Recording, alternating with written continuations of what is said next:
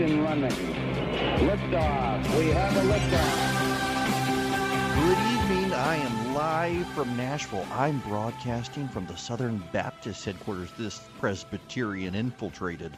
Welcome. It is 9 after the hour. Erick Erickson here. The phone number 404-872-0750, 1-800-WSB Talk. Real quick, before I get into the news of the day, if you're headed up 75 to the 575 split, there's a very heavy line of showers moving through Kennesaw right now, stretching out towards Woodstock and Roswell. This is a line that runs diagonally, really, from the northeast to the southwest, across I-20 and Bremen. Carrollton's going to be hit here very hard with some heavy rain.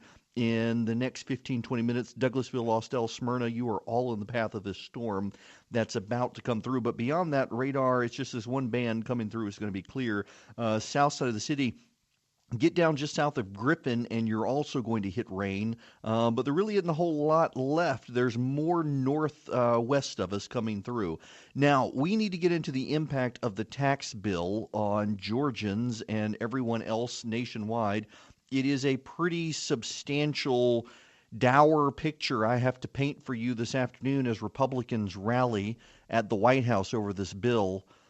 We're a week past net neutrality being repealed. And now we have tax reform passed. And it is as awful as the Democrats said it was going to be. For example, AT&T, they're going to give $1,000 bonuses to 200,000 people. $1,000 bonuses for Christmas to 200,000 people because of the tax plan passing. Boeing is going to increase salaries of its employees and increase its charitable giving as well. I mean, that's an absolute disaster on top of net neutrality being repealed. This is a disaster. I know it sounds like it's a good thing, but clearly this is a disaster that the Democrats have been warning us about. And it gets even worse. Late breaking news in the last, I don't know if I should tell you guys this, because this is pretty awful. I mean, this is the icing on the poop sandwich. Fifth Third Bancorp. First of all, can we just say there's a bank in this country named Fifth Third Bancorp? It's not a three-fifth Bancorp. No, it's Fifth Third Bancorp. They're going to pay bonuses to 13,500 people, and because of the tax reform package, they're going to raise the minimum wage at Fifth Third Bancorp to $15 an hour. $15 an hour. And Wells Fargo said it would target $400 million in donations to community and nonprofit organizations next year, and it's going to raise its minimum wage to $15 an hour. Doom. This is the destruction of the United States of America as we know about. Nancy Pelosi was right. She warned us. Terrible things would happen. How dare these massive corporations increase the minimum wage because they've got more money in their pockets because of a tax decrease? How dare they pay their employees? You know what they're doing? Do you know what AT&T is doing?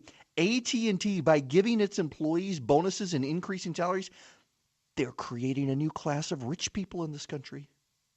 And the more rich people we have, the worse it's going to be. I mean, how dare they pay their employees more? This is all net neutrality's fault and tax reform. It is net neutrality and tax reform. They are ruining the country. They are allowing corporations to give pay increases to their employees. How dare they do that? I mean, the Democrats told us it was going to be bad. I had no idea it was going to be that bad.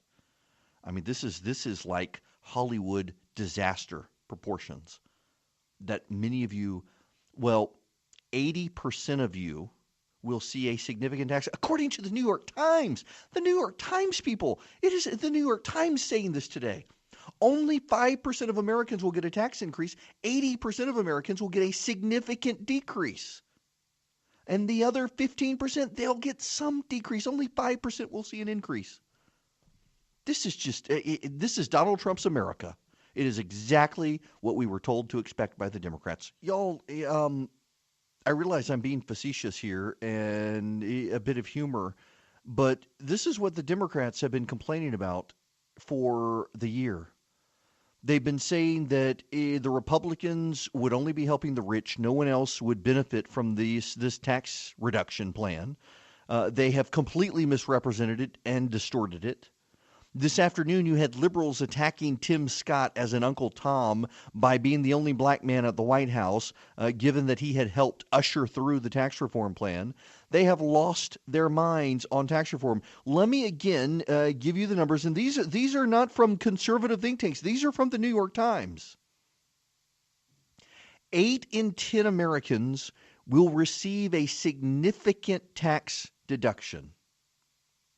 80%. 15% of Americans will receive only a minor tax cut or no deduction or increase. 5% of Americans will experience a tax increase. Now, who are the 5%? The 5% of people who will receive tax increases are rich people who own mansions in San Francisco, New York, parts of Connecticut, who have multi-million-dollar mortgages. Those people will receive a tax increase. And what will that tax increase be? It won't actually be a federal tax increase. It will be, we are no longer subsidizing their state taxes. And that's an interesting point that needs to be made here that never really gets brought up given the SALT deduction and the controversy thereof. Democrats like to run around the country and say that Republicans are being subsidized by the federal government. Red states get all of the welfare benefits, and they need to cut all the welfare benefits to red states because they're voting against their own interests. You know what's actually happening here in the blue states is the rest of us are subsidizing their high tax states, their high tax and spend states through the SALT deduction by not making them have to pay by allowing them to deduct their costs of state and local property and state income taxes in their states. We are essentially subsidizing their existence in those blue states. That's exactly what this is. Now, there have been several periods in this country's modern history where we have been able to close the income inequality gap. Each of those times has been a restructuring of the tax code in corporate favor. Ronald Reagan in the 1980s, George W. Bush in 2001, and this. Because it turns out if you do a corporate tax cut, those corporations will pay their employees more. And it will benefit their shareholders, many of whom are retirees with mutual funds. The left has been painting a doom and gloom picture for the entire year. In the run-up to this tax plan, they've been absolutely hysterical with what was going to happen. And what is actually happening? 200,000 employees at AT&T are getting bonuses. All the employees are getting pay raises. Boeing is going to increase pay for its employees. 8 in 10 Americans are going to get a significant tax cut. And 2 of the big banks in the country are going to raise their minimum wage to $15 an hour and increase their charitable giving to nonprofit civic organizations and local communities that feed the homeless and the poor. Turns out, private enterprise does a really good job of managing its money. In fact, I dare say private enterprise does better than government. And we should remember this next time when the Democrats are hysterical and recycle their own arguments again and again and again. We'll be back.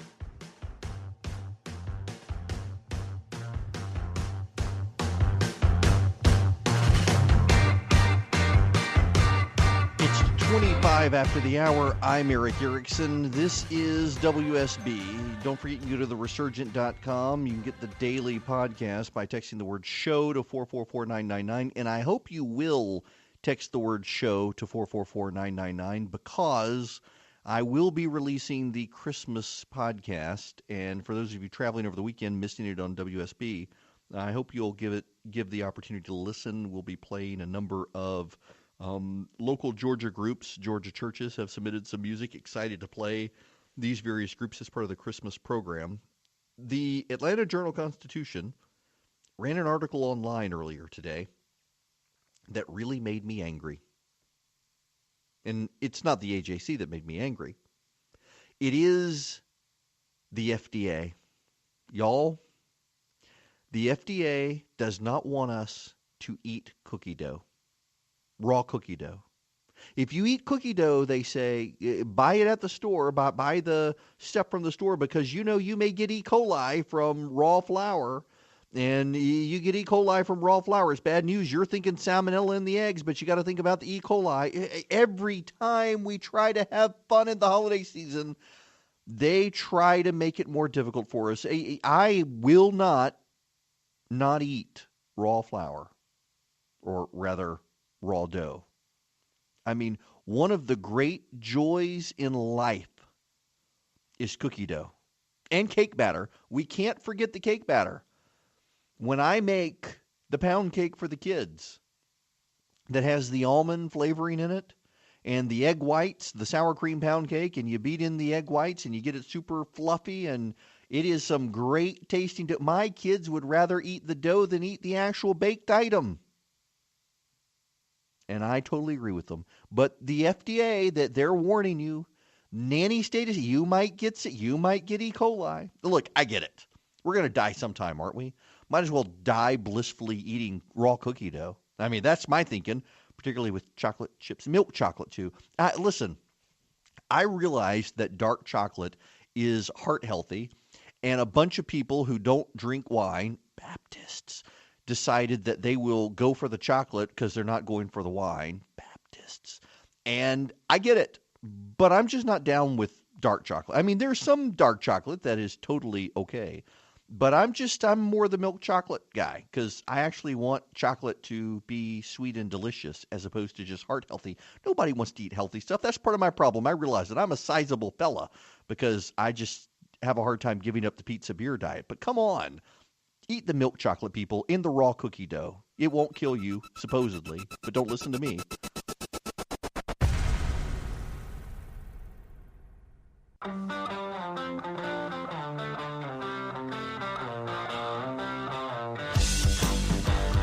It is 39 after the hour. I'm actually broadcasting out of Nashville today. My thanks to the Ethics and Religious Liberty Commission of the Southern Baptist Convention letting me broadcast from their studio in downtown Nashville. I will be home tomorrow. I want to spend a few minutes here discussing the Plant-Vogel decision. I talked a little bit about it yesterday. I had dinner last night with a friend of mine in state office who expressed largely what I said yesterday. The vote is going to be tomorrow in the Public Service Commission. And it's a pretty big deal, and it's going to have an impact on you one way or the other. Now, what is the impact? Well, here's the situation. Westinghouse, the big corporation Westinghouse, was to build Plant-Vogel, the nuclear power plant. And Westinghouse has gone bankrupt. As a result, the costs to a plant in South Carolina and to Georgia Power here in Georgia are going to go over. And we're going to get to the point where it's already extremely expensive to the situation here with Plant-Vogel is if they do nothing, if they cancel the program because of the Westinghouse bankruptcy, Plant-Vogel is at the point where if it is continued, it's never going to become profitable. It was going to be profitable, even if barely, under the old projections. With Westinghouse's bankruptcy and everything that's happened, it's probably not ever going to be profitable. And that to you will say, okay, we'll cancel the program. And in a normal world, in a normal economy, and in a normal situation, I would agree. But we're talking about a nuclear power plant that is not normal economic circumstances because you can't just sell a nuclear power plant. What you can do is tear it down and sell things for scrap, maybe 10 cents on the dollar. And in that situation, Georgia Power customers are going to see a rate increase. Probably a 6% rate increase is projected. Well, if they continue with Plant-Vogel, you're probably going to see a 6% rate increase. One way or the other, you're going to see a rate increase. There's no way to avoid a rate increase now. And that's unfortunate. No one foresaw the Westinghouse situation coming. Hindsight is 50-50. I didn't agree with them the way they wanted to structure Plant-Vogel to begin with, but they did. They've proceeded. It's been being built. If they scrap the program now, we're getting nothing out of it. They're going to get very little out of the scrap, and we're all going to see a rate increase. I would rather, if we're going to see a rate increase, see power come from the plant. And so I think that I would not fault the Public Service Commission for going on and authorizing the continuation of the program so that we get something out of this instead of just a big hulking mess that has to be sold for scrap. Because I continue to believe in nuclear power in this country and think that we need nuclear power to be power sufficient in this country. And particularly with the rise of electric cars consuming so much more power, nuclear power is a good way to go. And I'd like to see Georgia trend and lead on that. But I accept that this is not a financially viable situation. It's just not either way. So at least if it continues, we'll get something out of it. There's an interesting contrast, by the way, with what's happening in France. I want to read you what a friend of mine wrote. France is banning all oil and gas production by 2040. Contrary to what much of the reporting on this, the French total ban on oil and gas extraction and exploration is not largely symbolic. France is estimated to possess the second largest expanse of recoverable shale in Europe after Poland. Energy that could make life in France and for the French less expensive, happier, healthier, more prosperous, and more free is going to stay locked up under the earth for no purpose. It was already out of reach thanks to a fracking ban, now permanently so, even with other technologies coming on. The prices paid in daily lives made more difficult, family expenses like food and heat made more costly, and dreams deferred by the friction of a needlessly difficult and costly day-to-day existence. The aspirations of progressive elites somehow always carry a cost paid by others, ordinary people of ordinary means. But there's something else to this, wholly familiar to observers of French policy in nearly any era, on nearly any topic. Beneath the self-congratulation, there's hypocrisy. The sacred soil of France will no longer endure the putative indignities of energy extraction, but French firms around the world, in its less glamorous corners, will continue to work, to explore, to extract, and to reap profits from it all. If President Macron of France and his colleagues were serious, they would stop all of that, but they're not stopping all that. They want the appearance of virtue by the lights of elite opinion, and they also want the money. This is very much what the left tends to do in the world. They make a big show of things in public, and privately they're lacking all the virtues they claim they possess and everyone else lacks. I mean, look at the Harvey Weinstein situation and the Hollywood sagas of abuse, covering abuse of others and whatnot. Look at Elon Musk and Tesla. Listen, I don't deny, if you gave me a Tesla, I would love to have a Tesla. But it's also not the environmentally friendly car people make it out to be, given the extraction of rare earth minerals to build the batteries, given its energy consumption to charge it, to, dare I say, fuel it. What is fueling a Tesla? Fossil fuels, coal. And the left is opposed to power plants like Plant Vogtle that would use nuclear power that would be far cleaner, far more sustained, but they don't like nuclear. They want wind and solar, which isn't really viable all the time. We'll be back.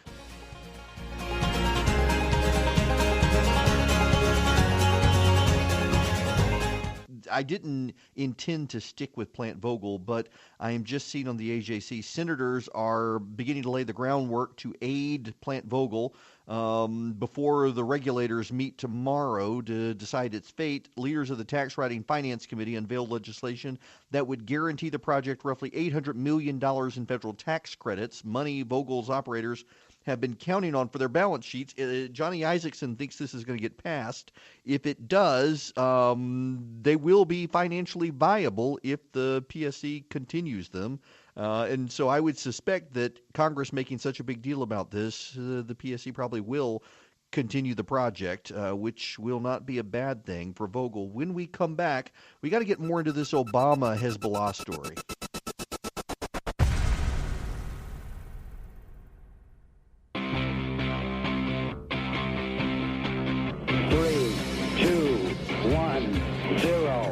Engine running.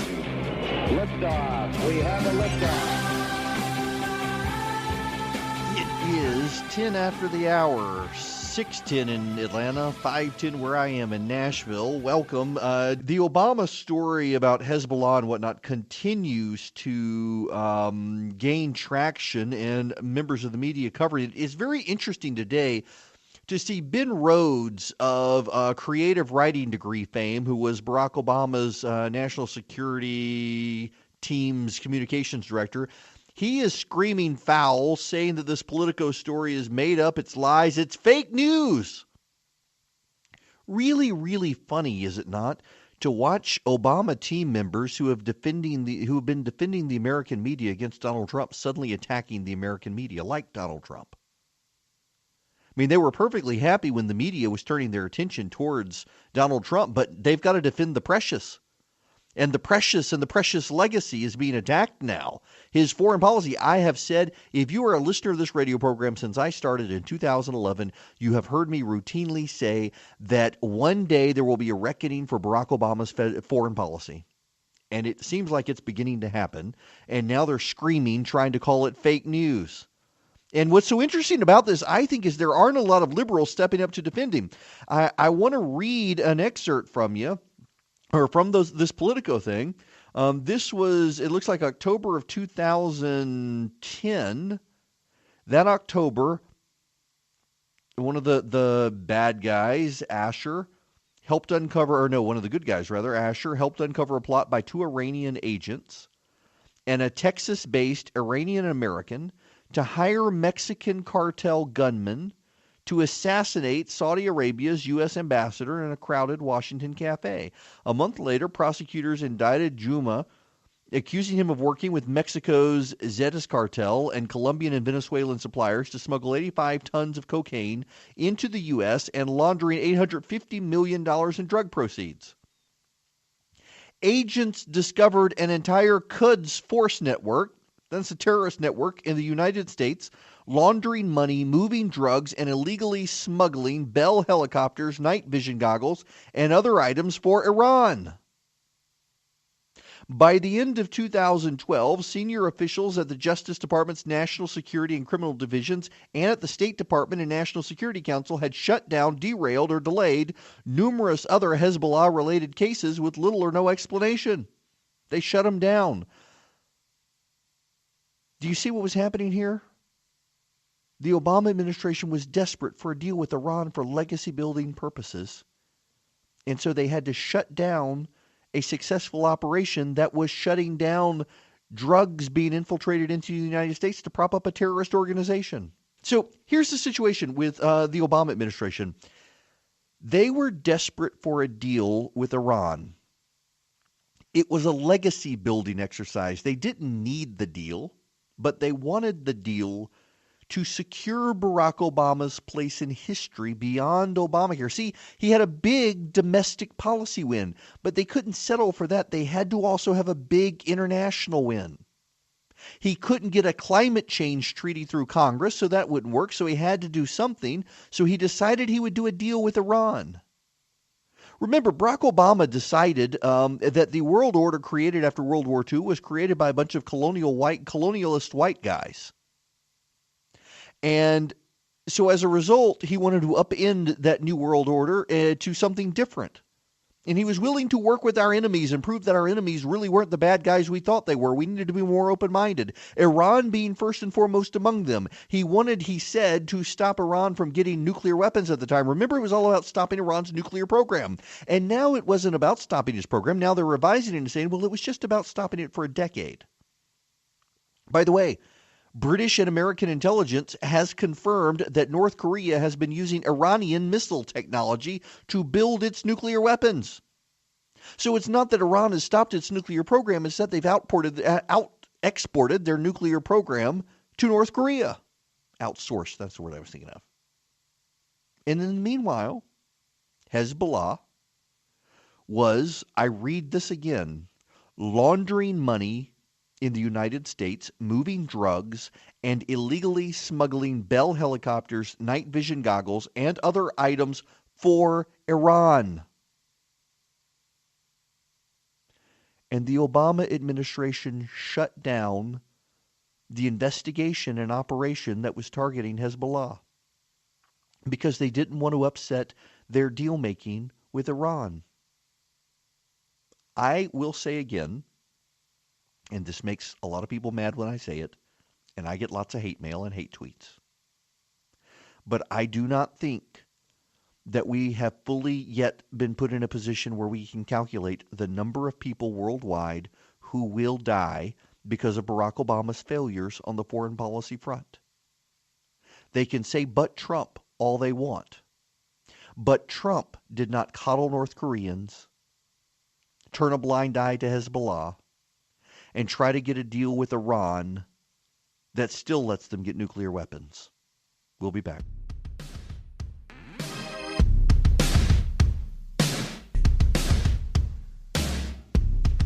Folks, Alaska is snowing. Now, I know what you're thinking. You're thinking, it's wintertime. Tomorrow, the darkest day of the year. In most of Alaska, it will be pitch black 24 hours. Maybe. Maybe, just maybe, it's snowing in Alaska because it's winter. Now, I know you might think that, but you're a denier. You're a hater. You may even be a bigot. Because science says it's global warming. That's right. According to the scientists, in a scientific publication filled with a bunch of pro-climate change advocates, the warming of the tropical waters of the Pacific is causing it to snow in Alaska. It has nothing to do with winter. It has everything to do with climate change. Why? Because it's snowing more in Alaska than it should be snowing, according to these scientists who told us that it would never snow again. I mean, that's the crazy thing here. You cannot, it is an unprovable assertion that climate change is happening, and it's a disprovable assertion because everything is climate change. If you go out and get a quarter pounder with cheese and inhale it down your throat and have to run to the bathroom afterwards, it's climate change. If you stick your head in the freezer, it's climate change. And if it snows in Alaska, it's climate change. And if it rains in Georgia, it's climate change. And if it doesn't rain in Georgia, it's climate change. But guess what? 2017 isn't going to be the hottest year on record. But they told us it was going to be. And now it's not because climate change.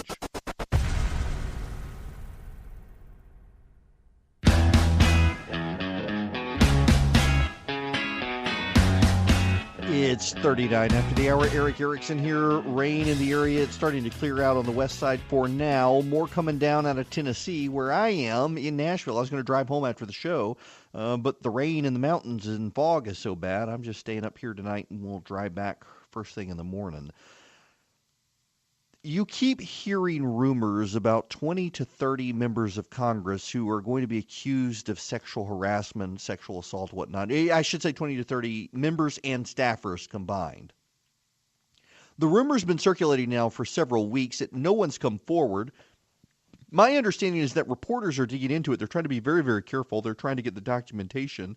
And you got a bunch of reporters at different networks all working concurrently, trying to beat each other to get the story out. And I suspect Al Franken now saying he's going to leave January 2nd, waiting for his pension, no doubt, to vest. And you got other people wondering, Blake Farenthold from Texas, who isn't going to leave. He's just not going to seek re-election. Will they finally force him out? I am aware, based on a dinner meeting I had last night, that a local media outlet here in Atlanta has sent letters to all of the female lobbyists registered to work in the state legislature here in Georgia. And the media publication has told all of the female lobbyists that they can contact the media outlet and it will guarantee them anonymity for the stories. And I have now heard that 2 lobbyists are willing to talk, at least, about members of the Georgia legislature. You know, I'm up here in Tennessee. We were talking about this at the luncheon I went to today, and there are probably going to be some members in the Tennessee legislature. The Texas legislature there is being exposed. Congress is going to be exposed. Al Franken kind of has to leave because if he didn't leave, he would provide an excuse for a bunch of Republicans who may be accused to stay. But here's the thing, the story may not come out. You know, I have been around in politics now for a long time. And there have been rumors that have dogged people in politics for a very long time about sexual indiscretion. And in the overwhelming number of cases, there's never actually a story that comes out. The rumor plagues them for their entire career. In some cases, the rumor shadows over their career. And there are some cases where, in fact, it eventually happens. They are eventually exposed. Roy Moore is actually an example of that. There have been allegations against Roy Moore, and I realize you here in Georgia, and I didn't even know, honestly. I had no idea. But in Alabama, among reporters for 2 decades, there have been reports of Roy Moore and teenage girls. And the 14-year-old, who's now grown up, has come forward in the past, but was never willing to go public with her story. She would confirm it privately to reporters, as she did this time, and say, if others come forward, I'll come forward, but I'm not coming forward on my own. This year others did. But the rumors, I've talked now to a couple of long-time veteran Alabama reporters who say this story has been out there for years, and reporters have tried to bring it out before now. It was only this year that it came forward, and it really only came forward with the Weinstein stuff and other stuff propelling it on. And there are rumors about politicians in Georgia. There are rumors about politicians all over the country. And sometimes they don't bear out. Sometimes they are malicious gossip. That is the reason for the Pence rule, actually. It had nothing to do with sexual assault, sexual harassment. It had to do with avoiding putting Mike Pence and any of his female staffers inside the Washington rumor mill, where there are women who will sleep with bosses to get ahead, and Pence wanted no part of it, and he didn't want the reputation of the women who worked in his office hurt either. Pence has never been in that rumor mill because of his self-control and willingness to use the Pence rule, even though others clearly hate it and believe he's putting women at a disadvantage. No woman who's ever worked for him has ever felt disadvantaged. But we'll see if the rumors bear out. I hear, though, and I hear from the reporters who are working on the stories, I should note, that names are about to come out. We'll see. Don't hold your breath, but the reporters are working diligently for major publications. Now, I'm not going to say any more of this. We'll see how the story plays out. I will say, though, that if these stories do start trickling out, the generic ballot numbers are very, very bad for the GOP right now.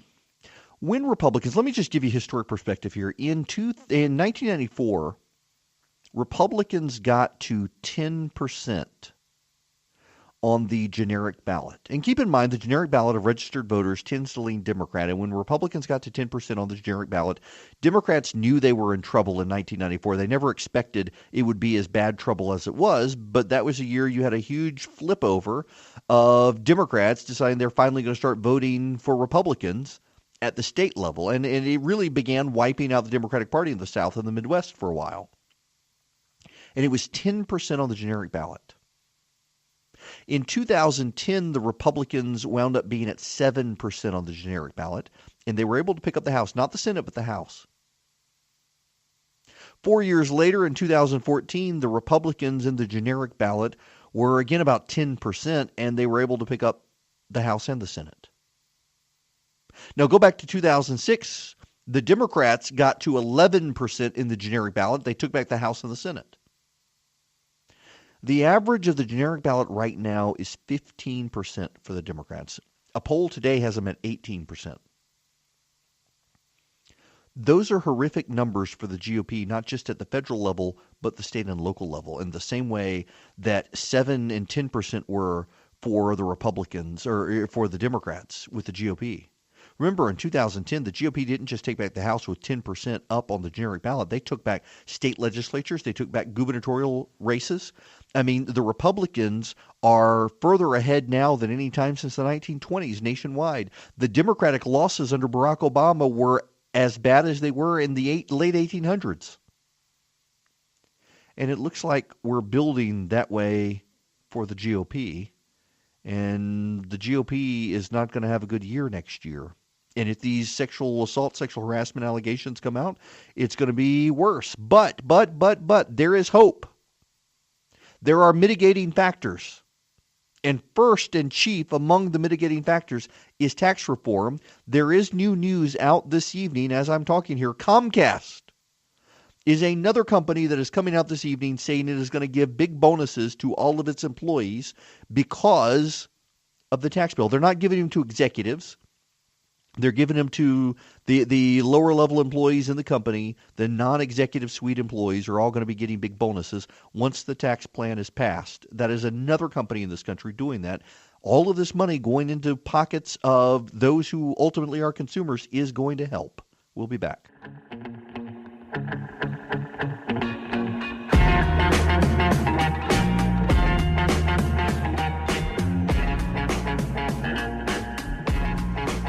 It is 56 after the hour. I just so happen to be Erick Erickson, coming to you from Nashville. Please do text the word show to 444-999 for the Christmas presentation. And thank you for all of you who sent in recommended church music from your various churches. A good bit of it will make it into the Christmas presentation. Happy to say, it's always my pleasure this year to record it, and I will see you guys tomorrow.